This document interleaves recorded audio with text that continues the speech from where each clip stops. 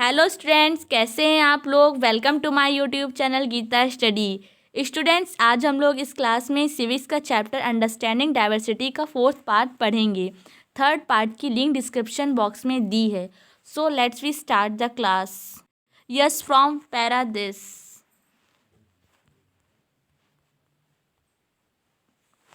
Kerala is a state in the southwest corner of India. It is surrounded by the sea on one side and hills on the other. A number of spices like pepper, cloves, and cardamoms are grown on the hills. It is spices that made this region an attractive place for traders. Jewish and Arab traders were the first to come here. The apostle of Christ, Saint Thomas, is believed to have come here nearly 2000 years ago, and he is credited with bringing Christianity to India. Kerala Bharat के दक्षिणी पश्चिमी कोने में बसा हुआ राज्य है। यह एक तरफ समुद्र से घिरा हुआ है और दूसरी तरफ पहाड़ियों से। इन पहाड़ियों पर विविध प्रकार के मसाले जैसे काली मिर्च, लौंग, इलायची आदि उगाए जाते हैं। इन मसालों के कारण यह क्षेत्र व्यापारियों के लिए बहुत ही आकर्षक बना। सबसे पहले अरबी एवं यहूदी व्यापारी केरल आए। ऐसा माना जाता है कि ईसा मसीह के धर्मदूत संत थॉमस लगभग 2000 साल पहले यहाँ आए। भारत में ईसाई धर्म लाने का श्रेय उन्हीं को जाता है। Many Arab traders also came and settled down here. Ibn Battuta, who traveled here a little less than 700 years ago, wrote a travelogue in which he describes the lives of Muslims and says that they were a highly respected community. The Portuguese discovered the sea route to India from Europe when Vasco da Gama landed with his ship here.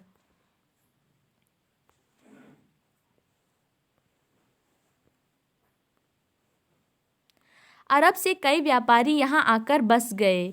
Ibn Battuta ने, जो करीब 700 साल पहले यहाँ आए, अपने यात्रा वृत्तांत में मुसलमानों के जीवन का विवरण देते हुए लिखा कि मुसलमान समुदाय की यहाँ बड़ी इज्जत थी। वास्को डी गामा पानी के जहाज से यहाँ पहुँचे तो पुर्तगालियों ने यूरोप से भारत तक का समुद्री रास्ता जाना। Because of all these various historical influences, people in Kerala practices different religions such as Judaism, Islam, Christianity, Hinduism and Buddhism. इन सभी ऐतिहासिक प्रभावों के कारण केरल के लोग विभिन्न धर्मों का पालन करते हैं, जिनमें यहूदी, इस्लाम, ईसाई, हिंदू एवं बौद्ध धर्म शामिल हैं। The fishing nets used here look exactly like the Chinese fishing nets and are called China-wala. Even the utensil used for frying is called the China chatti. And it is believed that the word Chin could have come from China. The fertile land and the climate are suited to growing rice, and a majority of people here eat rice, fish and vegetables. चीन के व्यापारी भी केरल आए। यहाँ पर मछली पकड़ने के लिए जो जाल इस्तेमाल किए जाते हैं वे चीनी जालों में हूबहू मिलते हैं और उन्हें चीना वाला कहते हैं। तलने के लिए लोग जो बर्तन इस्तेमाल करते हैं उसे चीना चट्टी कहते हैं। इसमें चीन शब्द इस बात की ओर इशारा करता है कि उसकी उत्पत्ति कहाँ से हुई होगी। केरल की उपजाऊ जमीन और जलवायु चावल की खेती के लिए बहुत उपयुक्त है और वहाँ के अधिकतर लोग मछली, सब्जी और चावल खाते हैं।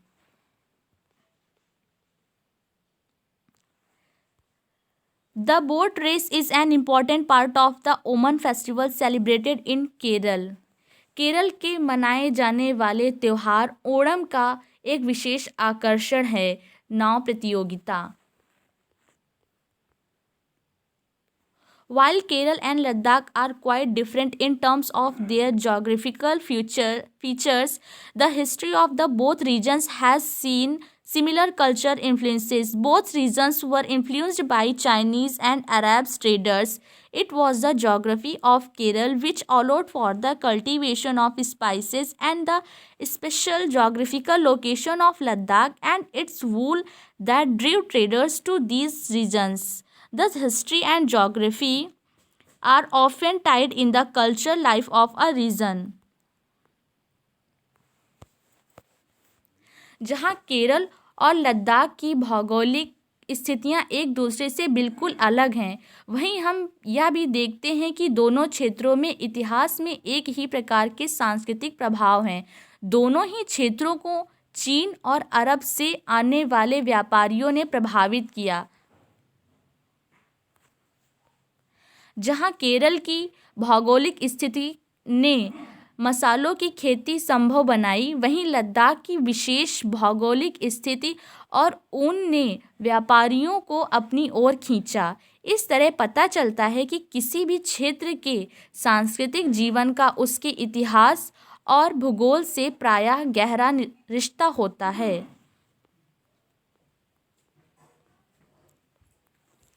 The influence of diverse cultures is not merely a thing of the past. Our present lives are all about moving from place to place for work, and with each move, our cultural traditions and way of life slowly become part of the new place we are in.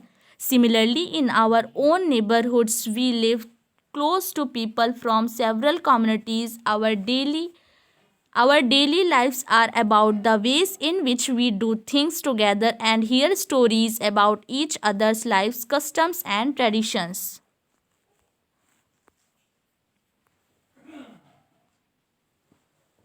विविध संस्कृतियों का प्रभाव केवल बीते हुए कल की बात नहीं है। हमारे वर्तमान जीवन का आधार ही काम के लिए एक जगह से दूसरी जगह जाना है।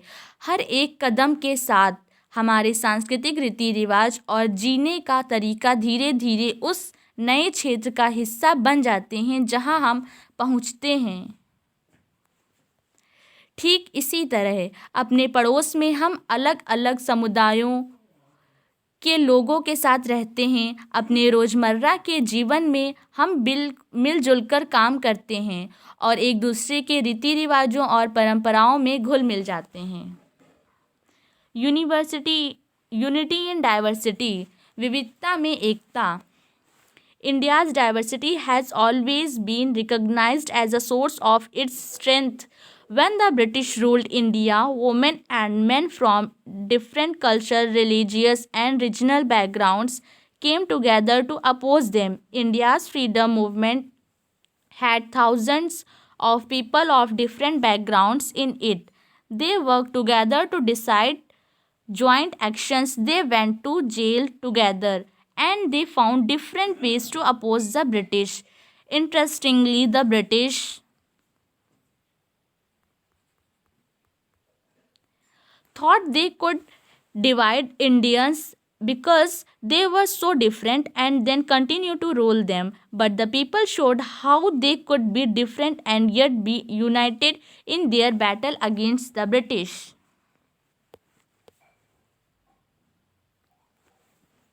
भारत की विविधता या अनेकता को उसकी ताकत का स्रोत माना गया है। जब अंग्रेजों का भारत पर राज था तो विभिन्न धर्म, भाषा और क्षेत्र की महिलाओं और पुरुषों ने अंग्रेजों के खिलाफ मिलकर लड़ाई लड़ी थी। भारत के स्वतंत्रता संग्राम में अलग अलग परिवेशों के लोग शामिल थे।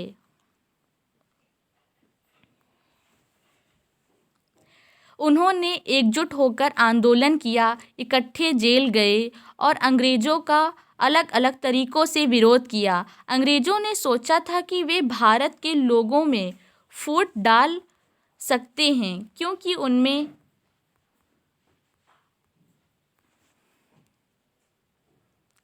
काफ़ी विविधताएं हैं और इस तरह उनका राज चलता रहेगा। मगर लोगों ने दिखला दिया कि वे एक दूसरे से चाहे कितने भी भिन्न हों, अंग्रेज़ों के खिलाफ लड़ी जाने वाली लड़ाई में वे सब एक थे। Don't forget the days of blood, oh friend.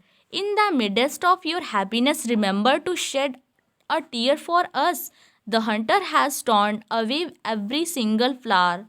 Do plant a flower in the desert garden, dear friend. Having fallen to bullets, we slept in Jallianwala Bagh. Do light a lamp on this lonely grave, O friend. The blood of Hindus and Muslims flows together today.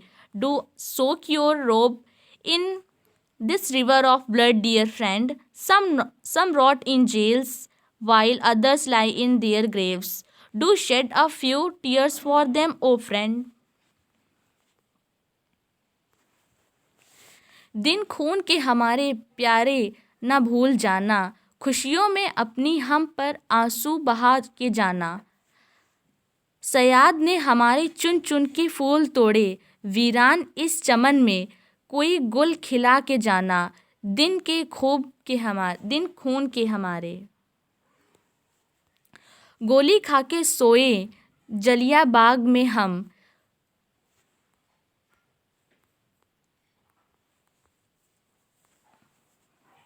सुनी पड़ी कब्र पर दिया जला के जाना। दिन खून के हमारे हिंदू और मुस्लिमों की होती है आज होली, बहते हैं एक रंग में दामन भिगो के जाना। दिन खून के हमारे कुछ जेल में पड़े हैं, कुछ कब्र में गड़े हैं, दो बूंद आंसू उन पर प्यारे बहा के जाना। दिन खून के हमारे। Indian People's Theatre Association. This song was sung after the Jallianwala Bagh massacre in Amritsar, in which a British general opened fire on a large group of unarmed, peaceful people, killing many and wounding even more. Men and women, Hindus, Sikh and Muslim, rich and poor had gathered to protest against the British. This song was composed and sung to honor the memory of those brave people. यह गीत अमृतसर में हुए जलियांवाला बाग हत्याकांड के बाद गाया जाता था। इस हत्याकांड में एक ब्रिटिश जनरल ने उन शांति प्रिय निहत्थे लोगों पर खुलेआम गोलियां चलवा दी थी जो बाग में इकट्ठे होकर सभा कर रहे थे। महिला, पुरुष, हिंदू, मुसलमान एवं सिख कितने सारे लोग थे जो अंग्रेजी के पक्षपातपूर्ण नीति का विरोध करने के लिए जमा हुए थे। उनमें से बहुत से लोगों की जानें चली गईं और उससे भी ज़्यादा घायल हो गए। यह गीत उन शहीदों की याद में गाया गया था। Songs and symbols that emerged during the freedom struggle serve as a constant reminder of our country's rich tradition of respect for diversity. Do you know the story of the Indian flag? It was used as a symbol of protest against the British by people everywhere.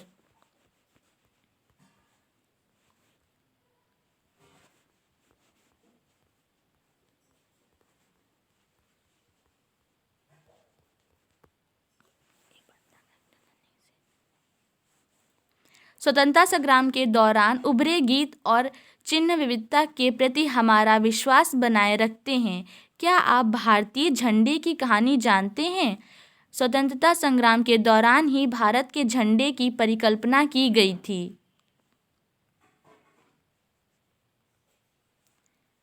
इस झंडे को सारे भारत में लोगों ने अंग्रेजों के खिलाफ इस्तेमाल किया था।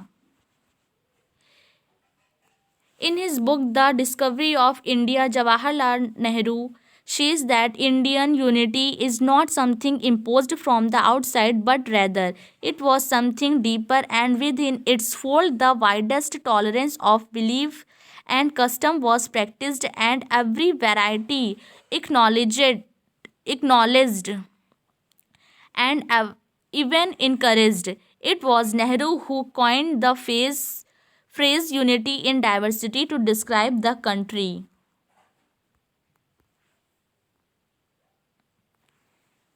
जवाहरलाल नेहरू ने अपनी किताब भारत की खोज में लिखा कि भारतीय एकता कोई बाहर से थोपी हुई चीज़ नहीं है, बल्कि यह बहुत ही गहरी है, जिसके अंदर अलग अलग तरह के विश्वास और प्रथाओं को स्वीकार करने की भावना है। इसमें विविधता को पहचाना और प्रोत्साहित किया जाता है। यह नेहरू ही थे जिन्होंने भारत की विविधता का वर्णन करते हुए अनेकता में एकता का विचार हमें दिखा दिया।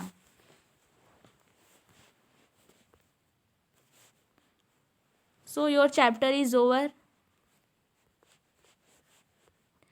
एट लास्ट मैं आप लोगों से कहना चाहूँगी स्टूडेंट्स, अगर आपको मेरा वीडियो पसंद आया हो तो इसे लाइक कीजिए, सब्सक्राइब कीजिए और बेल आइकन को प्रेस करना ना भूलें, जिससे मैं जो नई वीडियो अपलोड करूँ वो आपके पास पहुँच सके।